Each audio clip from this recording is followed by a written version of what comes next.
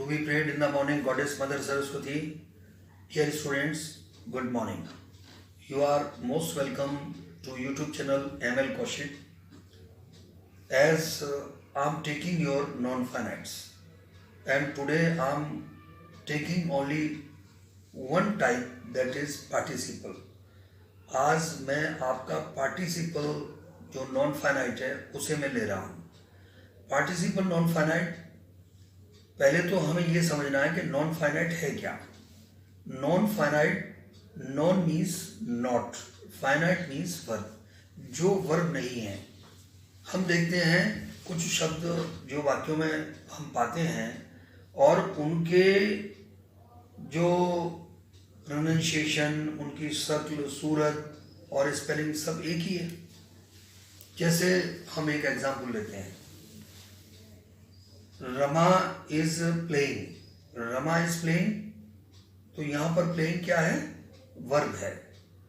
और Rama likes playing, और यहाँ पर प्लेइंग क्या है, यह नॉन फाइनाइट है.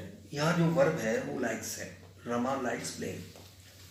अब हमको ये देखना है कि भाई स्पेलिंग सेम है, प्रोनाउंसिएशन सेम है, सब कुछ वही, वर्ड वही है, लेकिन फर्स्ट सेंटेंस में रमा इज प्लेइंग, इसमें ये वर्ब है. सेकंड सेंटेंस में वर्ब लाइक्स है, और यहाँ जो प्लेइंग है ये जीरंड है, यानी नॉन फाइनाइट है.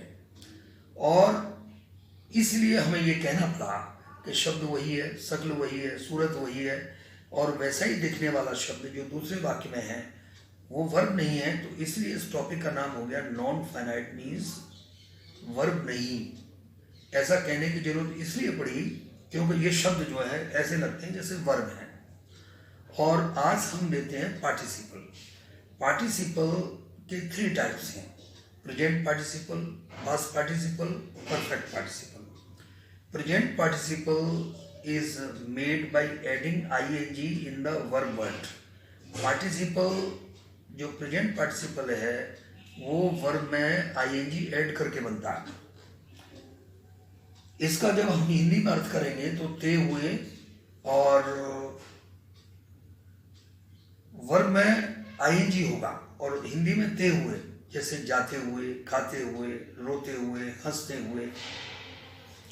एक एग्जाम्पल लेते हैं कि राम वेंट टू स्कूल. मैं 2 सेंटेंस ले रहा हूँ. Ram went to school. Ram met with his friend on the way. Ram school गया, राम रास्ते में अपने फ्रेंड से मिला. यानी स्कूल जाते हुए राम अपने फ्रेंड से रास्ते में मिला. अगर इस तरह से हम जोड़ देते हैं तो going to school, Ram met with his friend on the way. तो going to school, go plus I N G, going to school, ये पार्टिसिपल है, प्रेजेंट पार्टिसिपल है. प्रेजेंट पार्टिसिपल वर्ब में आईएनजी लगा करके बनता है, ये हमको मालूम होना चाहिए. और he took the knife, he cut the vegetables. उसने नाइफ ली, उसने सब्जी काटी. Taking the knife, he cut the vegetables.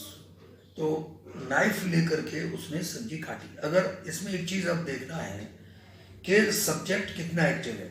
जैसे उसने नाइफ लिया और सब्जी काटी, तो नाइफ लेकर के सब्जी काटने के दोनों कार्यों में ज़्यादा समय नहीं लगेगा, बीच में गैप नहीं है.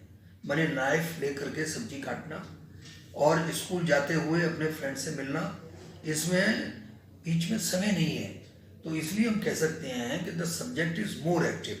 सब्जेक्ट ज़्यादा एक्टिव होता है.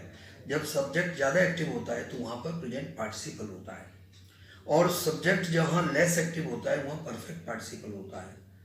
अभी हमें ये देखना है कि इसमें भी, यानी पार्टिसिपल में जैसे एक ही सब्जेक्ट है, Ram took the sword, Ram attacked his enemy. Ram ने तलवार ली, राम ने अपने दुश्मन पर अटैक कर दिया. यानी Ram took the sword, Ram ने तलवार ली. ही अटैक्ड द एनिमी, उसने अपने दुश्मन पर अटैक किया.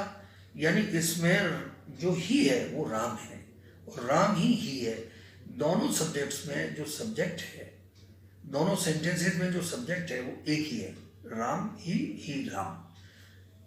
अब इसमें एक ही सब्जेक्ट हमें लाना पड़ेगा, राम. है ना। तो इसके लिए जैसे taking the soul, Ram attacked the enemy, तो इसी में एक ही सब्जेक्ट से काम चल गया।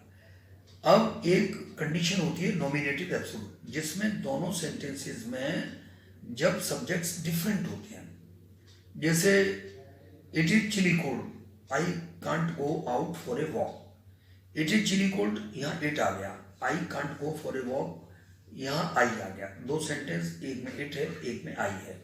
तो इसमें क्या करते हैं कि दोनों सब्जेक्ट्स का रिप्रेजेंटेशन जरूरी है, इसलिए it being cold, I can't go out for a walk, तो इसमें इट भी आएगा और आई, क्योंकि प्रेजेंट पार्टिसिपल वर्ब में आईएनजी लगा करके बनता है, तो क्योंकि इसमें इज है, it is very cold, chilly cold, तो इज में आईएनजी, इजिंग तो होगा नहीं, तो इसमें आईएनजी लगाने के लिए हम बी में आईएनजी लगाएंगे, क्योंकि इज, आर, एम, वॉज, वर, ये जो ग्रुप है इसके लिए हम बी ग्रुप कहते हैं। बी में जब आईएनजी लग जाएगी तो इज में आईएनजी, एम, वॉज, वर सभी में आईएनजी लगी मानी जाती है। तो इस तरह से इसको हमें ध्यान रखना है। और अब हम चलते हैं, दूसरा जो पार्टिसिपल है वो पास्ट पार्टिसिपल है। पास्ट पार्टिसिपल क्या होता है, it is actually third form है, तो ये पास्ट पार्टिसिपल है। इसकी क्वालिटी क्या है कि ये बाय नेचर एडजेक्टिव है और बाय मूड पैसिव है, यानी बाय नेचर एडजेक्टिव है, ये किसी की क्वालिटी बताता है।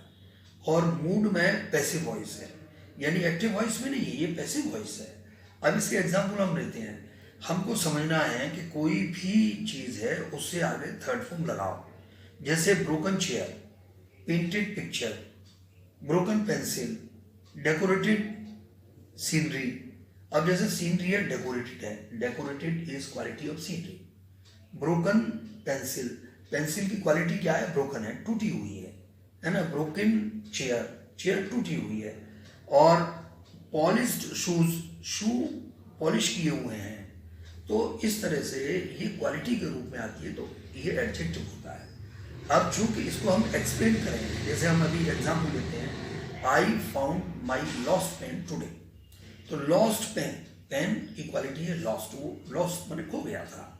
अब यहाँ पर lost pen, this is the quality. अब जब हम इसको एक्सप्लेन करेंगे तो हम एक्टिव वॉइस में तो एक्सप्लेन कर ही नहीं सकते, पैसिव नहीं होगा। The pen that was lost, the pen which was lost, pen जो खो गया था। अब इसके साथ में हमें ये समझना है कि ये एडजेक्टिव भी है और ये आपका पैसिव भी है। तो ऐसे कई एक उदाहरण हम ले सकते हैं। आई सा a dog, the dog was injured, तो आई सा एन इंजर्ड डॉग, तो डॉग की क्या क्वालिटी है, इंजर्ड है। और जब हम इस एक्सप्लेन करेंगे, the dog that was injured, तो ये कैसे हो गया। इस तरह से पास्ट पार्टिसिपल के अनेकों एग्जाम्पल हम ले सकते हैं। और जैसे iron shirt, combed hair and written message, written message, तो इस तरह से हमको ये समझना है। अब हम आते हैं परफेक्ट पार्टिसिपल पर। परफेक्ट पार्टिसिपल मीन्स इसमें सब्जेक्ट लेस एक्टिव होता है, कम एक्टिव होता है। जैसे सूरज का निकलना और पक्षियों का घोंसले से बाहर जाना, तो सूरज कहीं ऐसा तो नहीं है, सूरज का कहीं कोई स्विच है तो उसको ऑन करेंगे तो टक से सूरज निकल आएगा। और ऐसे ही बर्ड्स का है कि वो एकदम से बाहर सब चले जाएंगे, तो सूरज धीमे धीमे निकलेगा, बर्ड्स भी धीमे धीमे बाहर जाएंगे। इसका मतलब स्लो एक्शन है। यहाँ पर जब सब्जेक्ट लेस एक्टिव है तो परफेक्ट पार्टिसिपल है। परफेक्ट पार्टिसिपल में थर्ड फॉर्म का यूज होता है और हैविंग का यूज होता है। अब यहाँ पर हमें देखना है, the sun rose, the birds flew out of their nests. The sun rose, सूरज निकला। अब यहाँ पर द सन, वही नॉमिनेटिव एब्सोल्यूट की कंडीशन आ रही है, यानी द सन, द बर्ड्स, दोनों के सब्जेक्ट डिफरेंट है, तो इसलिए हम दोनों सब्जेक्ट्स को डालना पड़ेगा। अब कैसे, the sun having risen, the birds flew out of their nests.